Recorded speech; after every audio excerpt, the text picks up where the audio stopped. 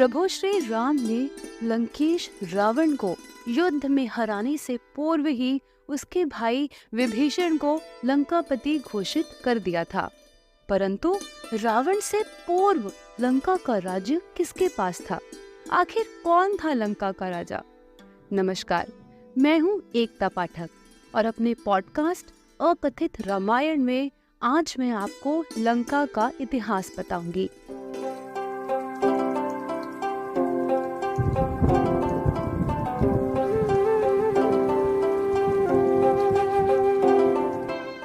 बात रावण के जन्म से बहुत पहले की है। कालांतर में माली, सुमाली और माल्यवान नामक अति क्रूर राक्षस भाई हुआ करते थे, जिनके पिता का नाम था सुकेश। अति दुर्लभ और कठोर तपस्या से ब्रह्मा जी को प्रसन्न करके उन्होंने अजय और चिरंजीवी होने का वरदान प्राप्त किया और निर्भय हो गए। श्रीमद् वाल्मीकि उत्तर रामायण में यह उल्लेखित है कि वह तीनों भाई रावण से भी अधिक बलवान थे। फिर एक बार उन्होंने राक्षस श्रेष्ठ शिल्पी विश्वकर्मा से अपने लिए उसी प्रकार घर बनाने को कहा जिस प्रकार वे देवताओं के लिए बनाते थे। तब विश्वकर्मा ने उन्हें रहने के लिए एक स्थान बताया। दक्षिण समुद्र के तीर पर त्रिकूट नाम का एक पर्वत है जो मेघ के समान है और जहाँ पक्षी भी नहीं पहुँच सकता। वहाँ 30 योजन चौड़ी और 100 योजन लंबी लंका नाम की नगरी है, जिसे मैंने इंद्र की आज्ञा से बनाया था। उस नगर के चारों ओर सोने की दीवार है। इस प्रकार लंका में रावण से पहले माली, सुमाली और माल्यवान का राज्य था। ब्रह्मा जी से वर पाकर वे देवताओं, ऋषियों, नागों और यक्षों को पीड़ा देने लगे। अतः उन्होंने धरती पर बहुत से अत्याचार किए। वर के कारण उनका घमंड बहुत बढ़ गया था। तब पृथ्वी की रक्षा के लिए भगवान विष्णु ने माली सहित बहुत से राक्षसों का वध किया। तब अपने प्राणों की रक्षा करते हुए सुमाली अपने कुल के सहित पाताल लोक में छुप गया। अब कुछ समय के लिए सुकेश पुत्रों की कथा को विराम देते हुए मैं आपको रावण के सौतेले भाई कुबेर के बारे में बताऊंगी।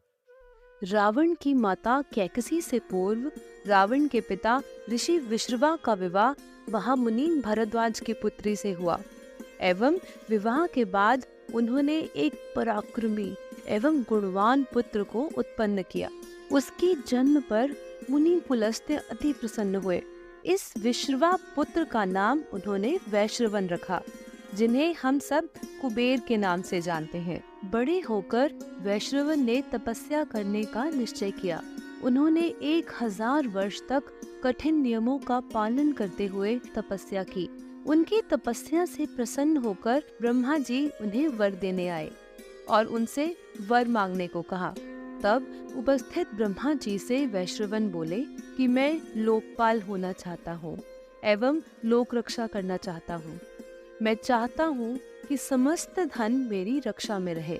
इस पर ब्रह्मा जी बोले कि मैं चौथा लोकपाल रचने ही वाला था। अतः उन्होंने प्रसन्न होकर वैश्रवन को लोकपाल बना दिया एवं उनसे कहा कि तुम धनाध्यक्ष पद को ग्रहण करो। इंद्र, वरुण और यम में तुम्हारा स्थान चौथा होगा, अर्थात तुम चौथे लोकपाल होगे। उन्होंने सूर्य के समान चमकने वाला पुष्पक विमान भी वैश्रवन को प्रदान किया और कहा, इस विमान को वाहन के रूप में ग्रहण करो, अतएव देवताओं के तुल्य हो जाओ। तब वैश्रवन प्रसन्न होकर पिता विश्रवा के पास आए। अतः उनसे बोले कि ब्रह्मा जी ने मुझे धन की अध्यक्षता एवं पुष्पक विमान तो प्रदान कर दिया, परंतु मेरे रहने का स्थान नहीं निश्चित किया। कृपा कर आप मेरे निवास स्थान की व्यवस्था करते हुए मुझे यह बताएं कि मैं कहाँ जाकर निवास करूं, जहाँ मेरे रहने से किसी भी प्राणी को दुख न हो। इस पर ऋषि विश्रवा ने कुबेर को उसी लंका नगरी में जाकर निवास करने को कहा जिसे विश्वकर्मा ने सुकेश पुत्रों के लिए बनाया था और कहा, वह रमणीय पुरी विश्वकर्मा द्वारा राक्षसों के लिए बनाई गई थी, परंतु श्रीहरि विष्णु के भय से राक्षसों ने उस पुरी का त्याग कर दिया, अतः पाताल में जाकर छिप गए। इस समय लंका सूनी पड़ी है और कोई उसका स्वामी नहीं है। वह स्थान सुरक्षित है, अतएव तुम सुखपूर्वक वहां जाकर निवास करो। इस प्रकार धनेश्वर कुबेर का लंका में राज्य स्थापित हो गया। समय समय पर धर्मात्मा धनेश्वर कुबेर विमान पर चढ़कर माता पिता से मिलने जाया करते थे। देवता और गंधर्व उनकी स्तुति करते थे और अप्सराएं उनका मनोरंजन करती थीं। इस प्रकार लंका में रावण से पहले सुकेश पुत्रों एवं कुबेर का राज्य था।